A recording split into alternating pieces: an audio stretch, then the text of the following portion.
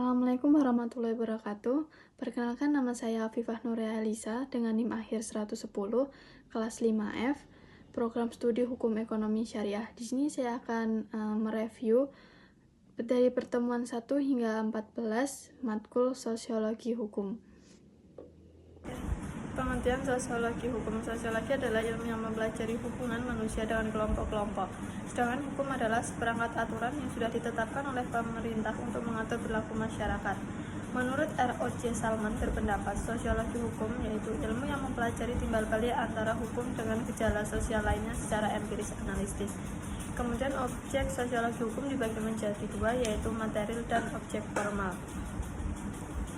Objek material yaitu mengenai kehidupan sosial, sedangkan formal yaitu hubungan antar manusia serta proses yang timbul kehidupan di masyarakat.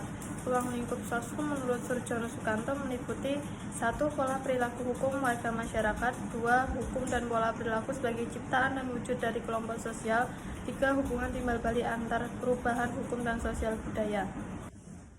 2. Yaitu hukum dan kenyataan masyarakat. Hukum Islam dan perubahan sosial. Perubahan sosial yaitu segala perubahan pada kemasyarakatan yang mempengaruhi sistem sosial seperti nilai, sikap, dan perilaku di masyarakat. Terhadap karakteristik hukum Islam antara lain yaitu 1. Adanya penerapan hukum bersifat universal, 2. Penetapan hukum bersifat realistis, 3. Menetapkan hukum berdasarkan musyawarah sebagai bahasan pertimbangan, 4. Saksinya didapatkan di dunia dan di akhirat. Teori perubahan sosial yaitu ada teori Max Weber, teori Emil Durkheim, teori Arnold M. Rush. Terdapat 3 unsur konsep perubahan sosial. 1. Yaitu perubahan sistem sosial dalam arti struktur sosial yang berlaku, 2. Perubahan pola interaksi sosial, 3. Perubahan sistem nilai dan normal sosial. Kemudian yang berikutnya ada yuridis empiris dan yuridis normatif. Yuridis empiris adalah pendekatan yang dilakukan dengan langsung pada objek penelitiannya. Sedangkan pendekatan empiris yaitu seperti pendekatan sosiologi, dijelaskan bagaimana reaksi dan interaksi sistem norma kerja masyarakat. 2. Pendekatan antropologis, cara menyelesaikan sengketa yang dilihat dari aspek asal-usul manusia dalam bermasyarakat. 3. Pendekatan psikologis. Kemudian yuridis normatif adalah menelaah kaidah-kaidah yang berhubungan dengan tindak pidana kesusilaan dengan cara studi kepustakaan, seperti law in book study, paper rules study, and doctrinal. Kemudian yang materi keempat ada mazhab pemikiran hukum atau positivisme, adalah aliran yang mengharuskan pemisahan antara hukum dan moral secara tegas. Para ahli juga menganut aliran ini berdasarkan latar belakang mereka dalam menyikapi suatu penghargaan yang berlebihan terhadap suatu kekuasaan yang menciptakan hukum tertulis. 2 jenis hukum positivisme yaitu aliran hukum positif analitis dan aliran hukum murni. Prinsip positifisme sosiologi yaitu hukum dipandang sebagai bagian dari kehidupan masyarakat, maka hukum bersifat terbuka bagi kehidupan masyarakat. Keterbukaan tersebut harus disertakan melalui metode ilmiah. Implikasi penerapan mazhab pemikiran hukum positivisme yaitu 1. Pemerintah berwenang untuk menetapkan, 2. Hukum yang berlaku harus sesuai dengan prinsip rasional dan logis, 3. Penerapan hukum harus objektif dan terukur, 4. Penerapan hukum harus merata dan adil. Materi kelima yaitu mazhab pemikiran hukum atau social legal jurisprudence, aliran yang memandang hukum bahwa hukum yang baik harus sesuai dengan hukum yang hidup di masyarakat. Menurut Lili Rasjidi, sociological jurisprudence merupakan nama aliran filsafat hukum, sedangkan hukum adalah cabang dari sosiologi. Sociological jurisprudence menggunakan pendekatan hukum kemasyarakatan, sebaliknya sosiologi hukum menggunakan pendekatan dari masyarakat ke hukum.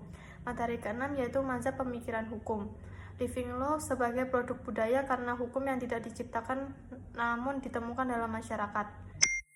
Mazhab utilitarisme sebagai aliran Mazhab utilitarianis sebagai aliran yang meletakkan asas kemanfaatan sebagai tujuan utama hukum. Materi ketujuh yaitu pemikiran Ibnu Khaldun dan Emil Durkheim. Dalam konteks sosiologi, Ibnu Khaldun membagi masyarakat menjadi 3 tingkatan.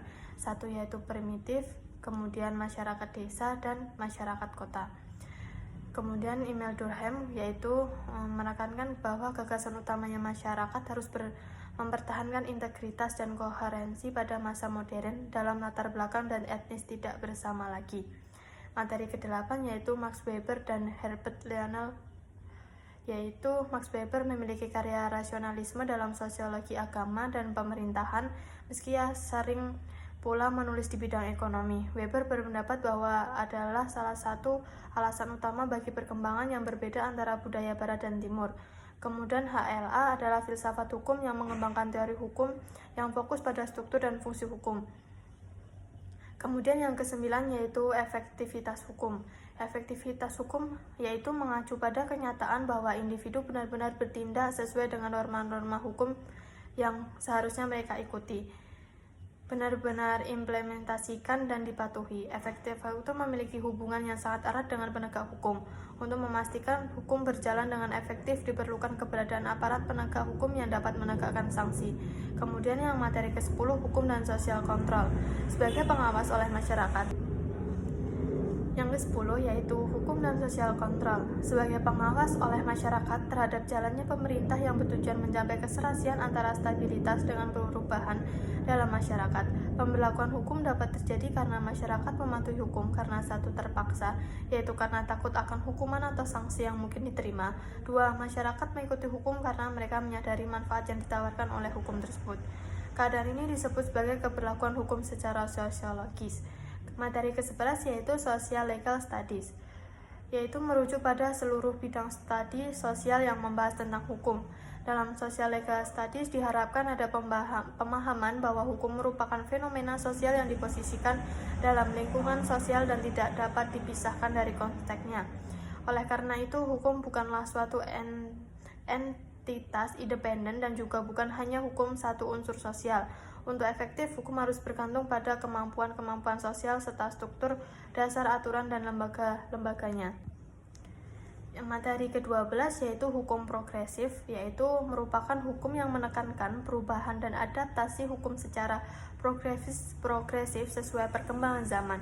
Menurut Sabjito Raharjo, tujuan dari hukum progresif adalah untuk mendorong para praktisi hukum agar lebih berani melakukan inovasi dalam penerapan hukum di Indonesia. Hukum progresif dirancang untuk menangani isu ketidakadilan dan menekankan kebenaran berdasarkan nilai-nilai moral yang ada. Gagasan ini muncul sebagai respon terhadap tantangan dalam sistem hukum yang sering terjebak dalam pendekatan konvensional.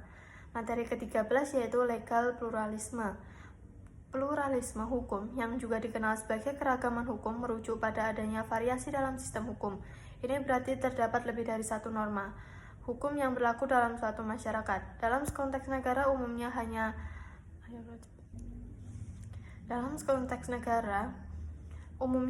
ada satu hukum yang diakui, yaitu hukum negara, yang hanya dapat ditetapkan oleh lembaga negara yang memiliki mandat khusus untuk itu.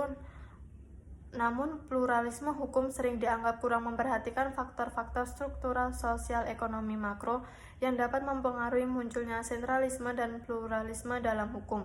Selain itu, menurut Ricardo Simarmata, salah satu kelemahan signifikan dari pluralisme hukum adalah kurangnya perhatian terhadap aspek keadilan.